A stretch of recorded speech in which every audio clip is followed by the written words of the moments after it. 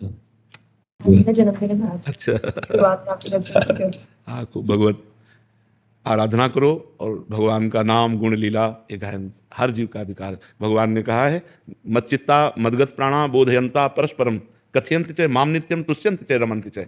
जो मेरे में चित्त लगाए हुए हैं, मेरे को प्राण अर्पित किए हुए हैं और मेरी चर्चा करने में ही संतुष्ट हैं, उसी चर्चा में रमण करते हैं, उसी में संतुष्ट रहते हैं। तेषाम सततयुक्तानाम भजताम प्रीतिपूर्वकम ददामि बुद्धि योगम तम येन माम उपयान्ति ते। मैं उसे बुद्धि योग प्रदान करता हूँ। और भगवान में हमारा मन लगा रहे, हमारा चित्त लगा रहे, हमारी समाज अध्यात्म की तरफ बढ़े, भगवान से जुड़े, पापाचरण त्यागे, ये हम सबका कर्तव्य है। हम सबका कर्तव्य है भगवान की चर्चा करना, स्वयं भगवान का भजन करना, स्वयं अच्छे आचरण करना, ये हर मनुष्य का कर्तव्य, सबका अधिकार है। हम सब भगवान के बच्चे, भगवान का नाम गुण कीर्तन करना, भगवान की महिमा को गान करना सबका अधिकार है। बड़े बड़े संत हुए स्त्री शरीर में, मीरा जी, बहुत बड़ी बड़ी रत्नावती जी, बहुत भागमती जी, करमेटी बाई, बहुत बहुत बड़े संत हुए। तो ऐसा नहीं है पुरुष नपुंसक नारीवा जीव चराचर कोय सर्व भाव भज कपट तज मोहि परम प्रिय सोय। भगवान कहते हैं मुझे परम प्रिय है, चाहे स्त्री हो चाहे पुरुष हो चाहे कोई भी हो, जो मेरा यश गाता है, मेरा भजन करता है। खूब नाम जप करो, दूसरों को करवाओ। जय जय श्री राधा, जय जय श्री।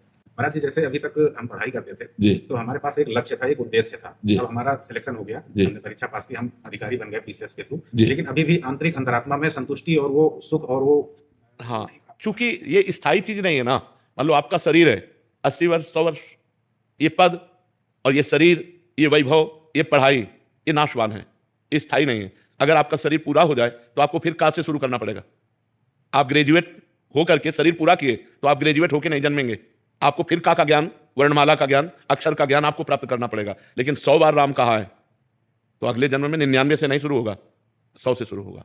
शांति मिलेगी भगवान से जुड़ने पर, अध्यात्म से जुड़ने पर, क्योंकि हमारी मांग सुख है। अंदर से देखो, प्रारंभ से लेकर के अभी तक लक्ष्य क्या है? सुख और शांति।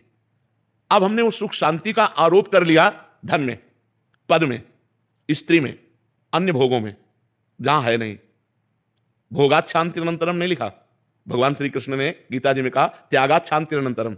जब हम भोगों का त्याग करते हैं तब हमें शांति मिलती है।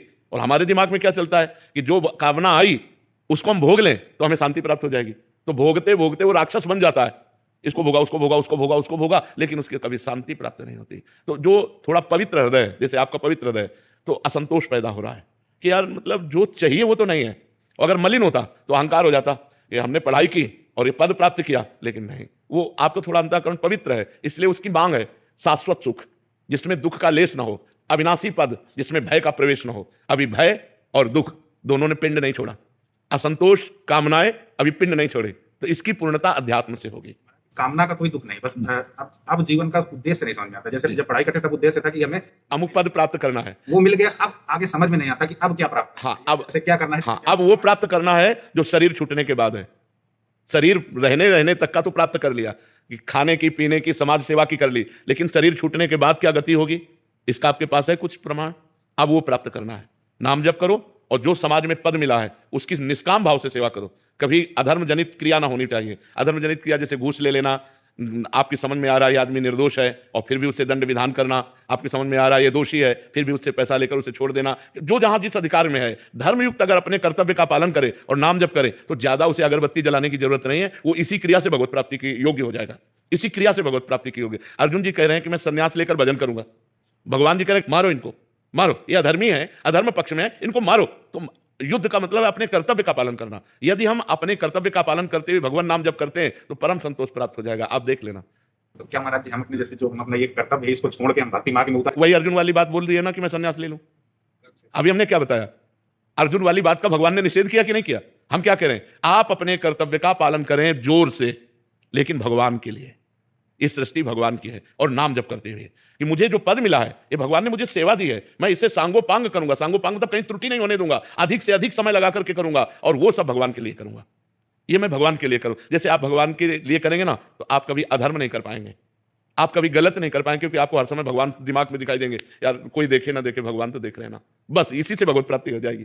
अपने कर्तव्य का पालन करना और वो भगवान के निमित्त करना और नाम जप करना। नाम जप जरूर कीजिएगा। और कोई गलत आचरण जिनको आप जानते हैं गलत आचरण, वो आपके जीवन में नहीं होने चाहिए। जैसे शराब पीना है, पर स्त्री गमन करना है, घूस लेना है, अहिंसा, चोरी, जो भी, अगर ये गलत आचरण नहीं है तो आप पैंट शर्ट में भी साधु हैं। साधु का मतलब केवल वेश से नहीं होता, साधु का मतलब होता है उद्देश्य से। अगर हमारा भेद साधु का है और उद्देश्य रुपया है, संसारिक भोग है, वो सांसारिक है, और आप पैंट शर्ट में हो, आपका उद्देश्य भगवान है, तो आप साधु हो। आपको वही गति मिलेगी जो एक साधु को गति प्राप्त होती है।